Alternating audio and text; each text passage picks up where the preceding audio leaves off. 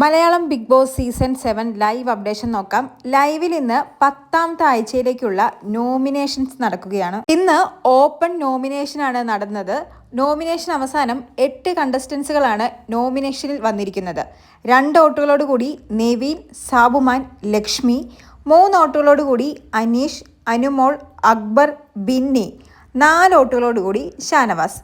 ഇത്തവണത്തെ എവിക്ഷനിൽ നിന്നും രക്ഷപ്പെട്ടത് ക്യാപ്റ്റനായ ആദില, നൂറ, ആര്യൻ.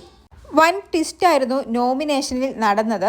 എന്തായാലും ഇത്തവണത്തെ നോമിനേഷനിലും ഗ്രൂപ്പുകളിയൊക്കെ നടന്നിട്ടുണ്ട്. ജയിൽ നോമിനേഷൻ ആയിക്കോട്ടെ, അല്ലെങ്കിൽ എവിക്ഷന് വേണ്ടിയുള്ള നോമിനേഷൻ ആയിക്കോട്ടെ, ഇപ്പോൾ ചർച്ചകൾ ചെയ്താണ് പലരും പലരെയും നോമിനേറ്റ് ചെയ്യുന്നത്.